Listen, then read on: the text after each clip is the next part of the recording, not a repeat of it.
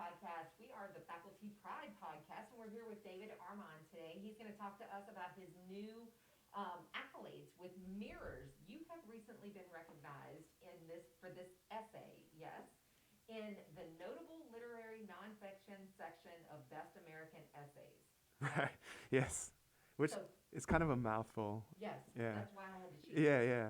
Yes. So, this was a strange thing for me because the way so there's this anthology that comes out every year, and there's several of them. One for fiction, one for poetry, and one for nonfiction.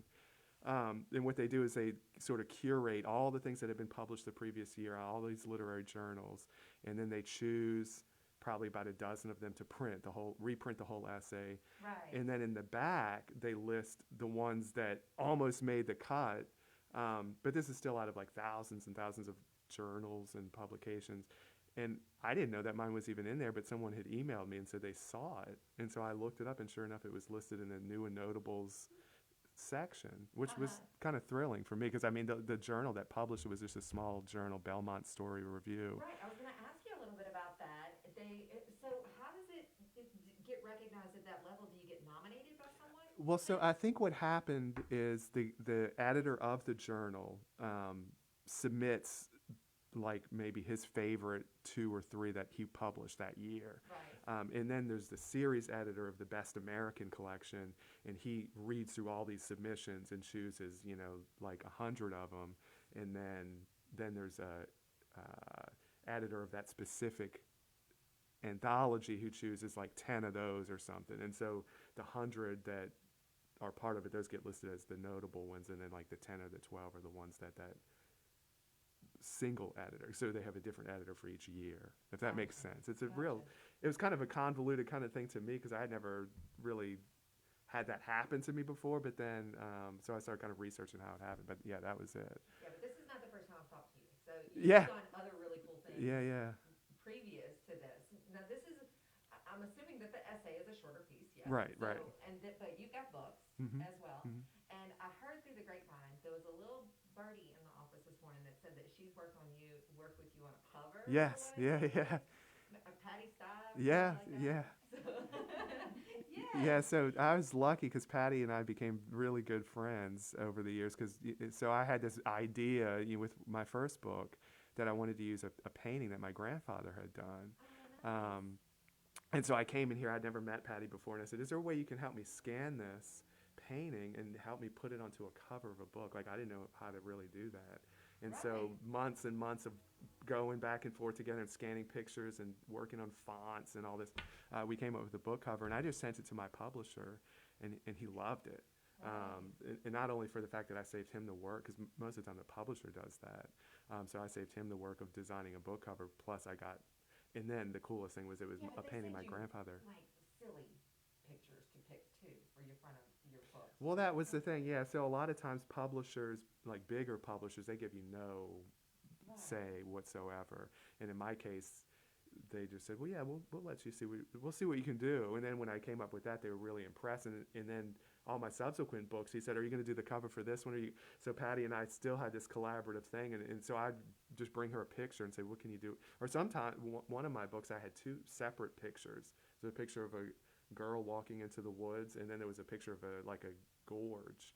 And I said, "Can you like put these both together to make it Mm-hmm. look like that?" And she did with her brilliance. And it, And she's here watching, so yes, yeah, we're pointing to Patty. yeah, yeah, He has to say good things. yeah, Yes, and we're going to say all good things yeah. for sure.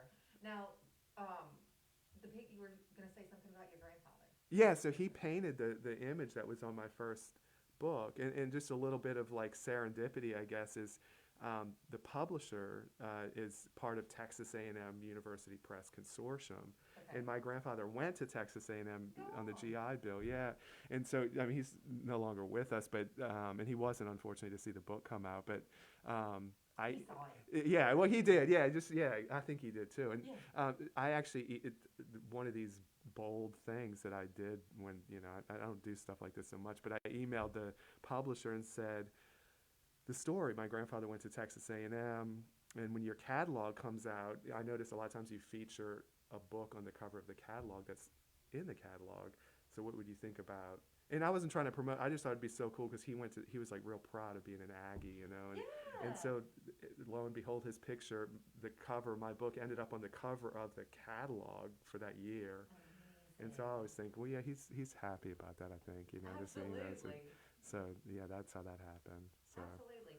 Now, I heard that y'all also got accolades for the cover as well. yeah, I think it was entered into some. There are always contests for cover Yeah. designs and things like that, and yeah, I mean, not only the publisher liking it and then it getting put on the cover of the catalog. There were some contests I don't remember, but it seemed like we had done that with several of them, and they received some kind of honorable mention or.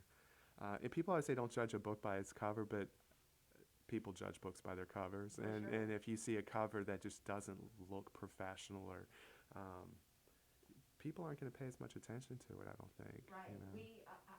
It's funny that you say that because I've done a couple of collaborative things with some colleagues at other universities. And the first one that we had was the kind of the stock images and Yeah. things like Yeah. that, you know. And the second one, we're like, no, we're sending something to them, Yeah. right?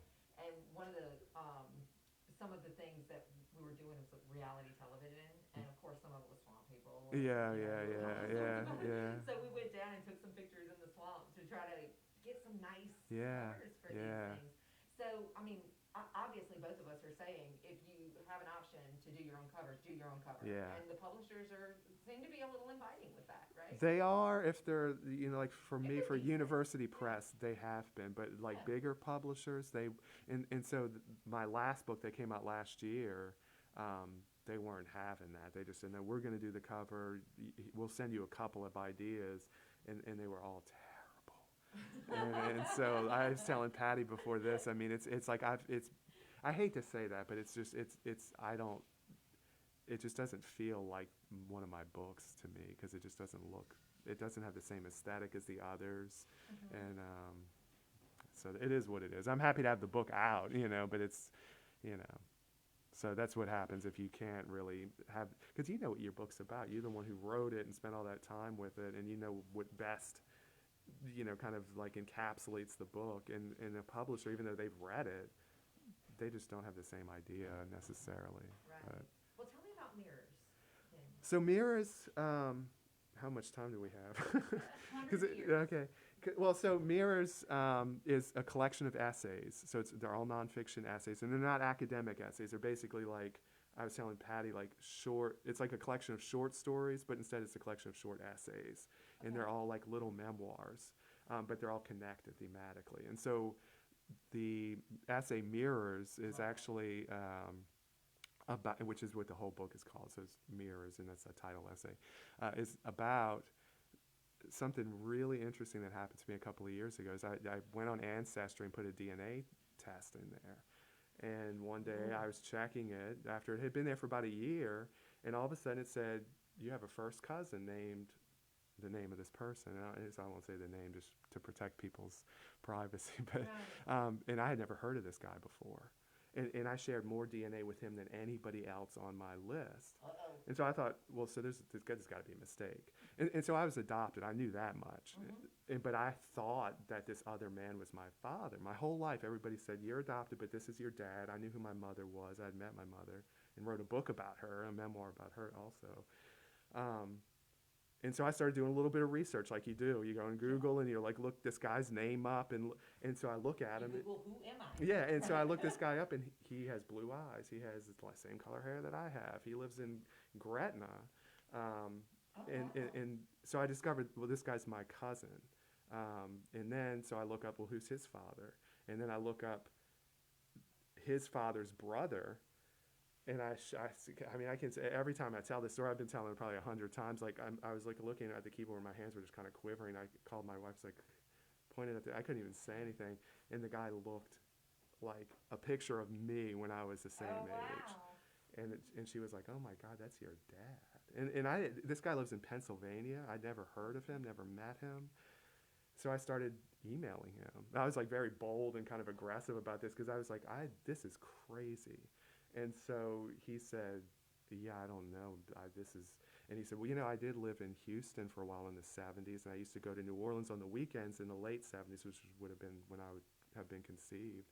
but he didn't remember my mother. I mean, of course, that was like the 70s, the disco time and all Sure. that, Yeah. And so he very kindly agreed to take a paternity test. And I'll never forget, and that's what that essay is about. Like, I got home, and I remember we went to the fair in Covington, the parish fair, and I just knew, like, in my gut, like, when I got home, I would get the results back. I don't know how you know those things, but I just, Yeah. and so, because normally I'm always checking my email on my phone, and I didn't Right. want to check it at the fair because I just knew I would see the results. And I got home and I looked, and it said 99.99% paternity. And I mean, I couldn't even. Again, it's like, I'm like even when I I'm talk like about it, it's this, like, yeah. And so, like, I told my wife, listening it's to this. like, yeah, he's my dad. Like, I've never met, I've never seen, I didn't know my whole life existed, and I had thought this other man was my biological dad my whole life, which made it even more complicated and complex because I had met this other guy, and he thought I was his son because he had been in a relationship with my mother, and that's what she thought. It was, and everybody said it. You have to write about this, And like at first, I thought, I don't know how I can do, but then I did. I turned it into this long essay called Mirrors, Uh-huh. and the reason it's called that is because like I one day is just like things like that happened. I was looking in the mirror and my son was standing next to me, and I was remember when I was his age. Look, but like now when I look in the mirror, I see my father because I look so much like him. Nice It, guy. yeah, he is a very nice guy. And the weird thing That's is like good. the whole nature versus nurture debate. It's like, so I've never met this guy until I was 40 years Yeah. old. And when I looked at his Goodreads page, because I was Googling him all the time, trying to find who is he, where is he, all this. And I look on his Google Goodreads page, and he's got like 1,200 books on there that he's read, and then all of them are books that I've Wow. read and liked. And then he's like into the same kind of music that I'm into, and all this stuff. It's like, this is wild. Yeah. And so I met him. He came to New Orleans, and then I went to Pennsylvania to visit him. And it's just been cool because I mean, he could have said, "No, I don't want. This is," Sure. and he has, he's in a relationship now. He has another kid, which oddly enough, her name, she's my biological half sister. Don't tell me like Davina or No, something. no. So I've never met her, but her name is the same name as my adopted like the sister I grew up with, who was like, Wow. yeah, the same exact name. So that I haven't met her yet, but it's been wild to say the least. And so I figured, yeah, I have to write about this, and so that's kind of what that's And now we about. all want to read, Yeah, right? So yeah, it's yeah, it's it's time to go do that now. So this is amazing.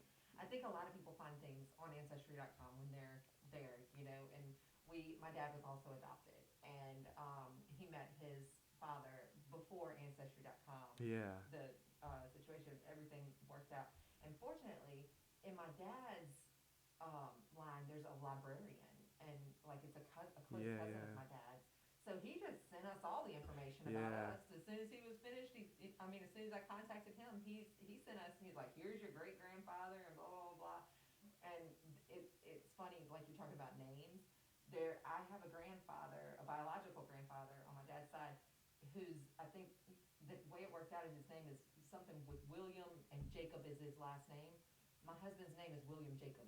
So Yeah, isn't that weird? I know, and I Feels mean really that's the strange. kind of thing that We're like, I this is really kind of yeah, weird. and I believe in coincidence, but I think there's Yeah. something a little bit bigger than that going on when those things happen. I mean, that's just Strange. more than coincidence to me. I mean, but Yeah. it's, I looked and at that and I was like, Jake, this is really weird. yeah, It's the last name, that's my husband's middle name, but it was still really strange that I those two know, names were linked in the DNA yeah, situation. I know. It's But incredible. that's very cool. So, Yeah, therapeutic?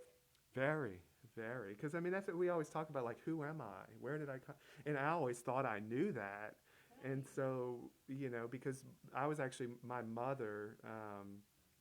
I was adopted by her younger sister, so I still had like Okay. part of the family. Like, so it was like my aunt and uncle raised me, and my who I called my siblings. They were actually my cousins. Right. Um, and so I knew that, and then I was always told, "This man is your father. This man, he was with your mom," and that's what I'd heard my whole life. So I assumed he Sure. wasn't. When I was about 27, I looked him up in the phone book. So back then, you actually got a book out with people's names and numbers It in was it, and looked at, yellow. yeah, yellow phone, and I looked him up and I wrote him a letter, because again, it was before emails and stuff, so I wrote him a letter, and he wrote back, and he remembered my mother, of course, and he was a little reluctant to meet with me, but he did, and then it didn't go so well, and we didn't really have a connection or anything. In my second book, which Patty also designed the cover for, Harlow, it was like an autobiographical novel. It was a fictional telling of a boy meeting his dad and just kind of being disappointed. And I hate to say that about the guy. I mean, he was a nice enough guy, but we just didn't have that bond. And then to find this out years later was just incredible. Very cool. Yeah, so I have like a whole family that exists, and I haven't met a lot of them, and but I just feel lucky that that happened. I mean, it's Like this whole thing just got a whole lot deeper. yeah, For, I yeah. think a lot of people who are watching, and even those that are in. Well, yeah, and just like you with us telling me that today. you have that experience with your Yeah. dad, it's like, and I talk to so many people, and so many people haven't gotten that closure. So many people, who are trying to figure that out, and it's like, the memoir I wrote before about my mother, because she was schizophrenic, and so she had a lot of, that's why she didn't raise me.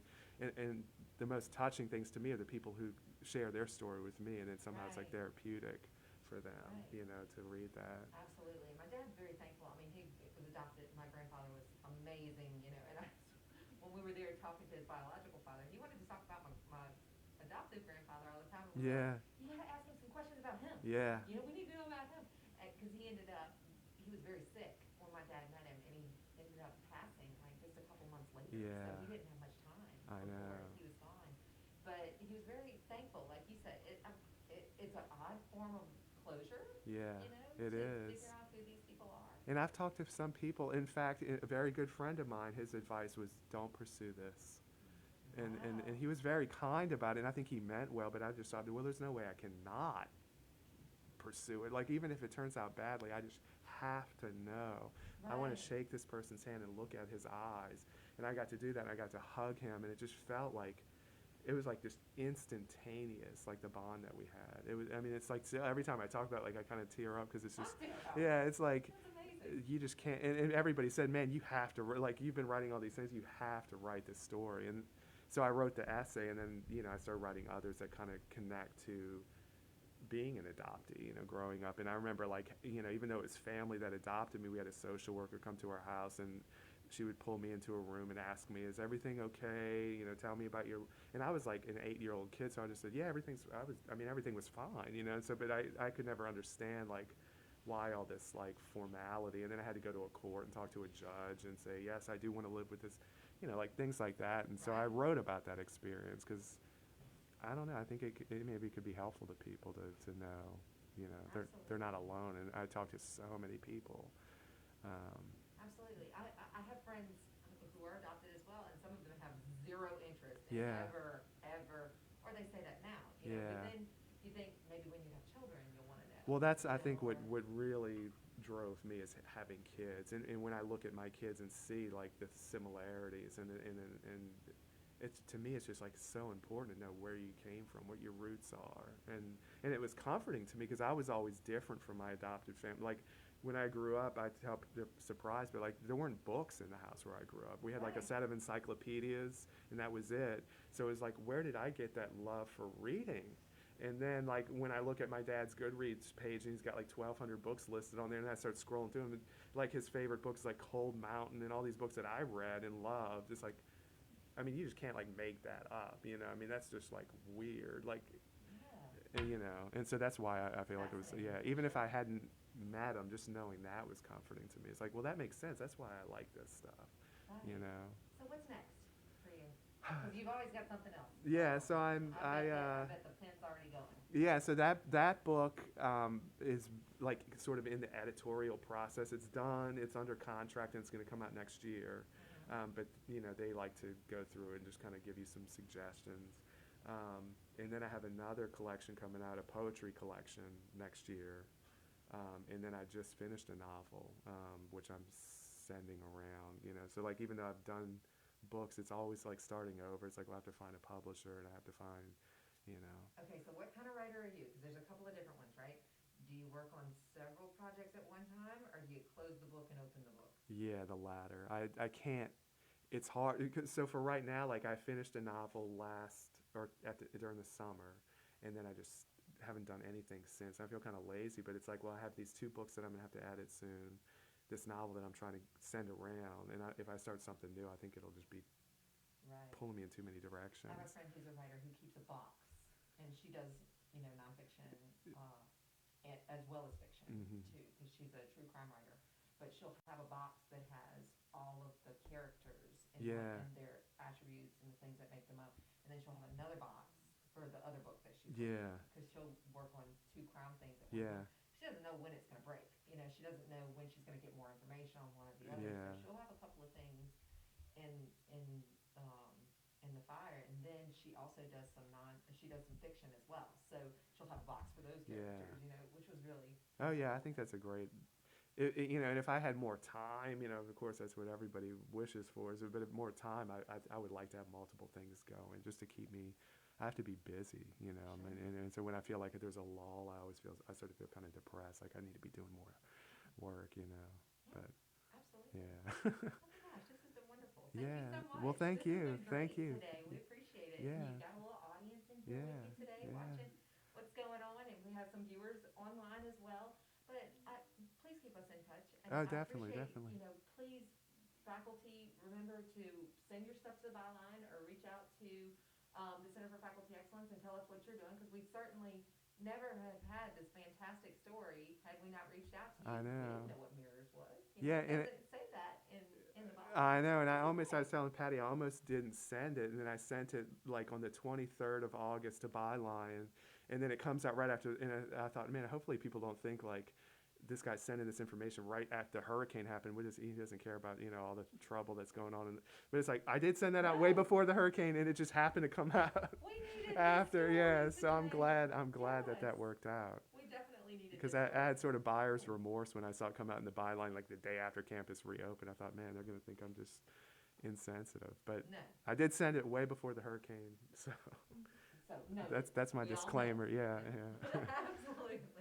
Thank you so much. Thank for you, joining Amber. us. Thank We you. appreciate having you. Thanks. Again, please, if you've got something going on, and if you want to nominate somebody else in your department. If you don't want to talk about yourself, that's fine. Talk about somebody else. Tell us what everybody else is doing.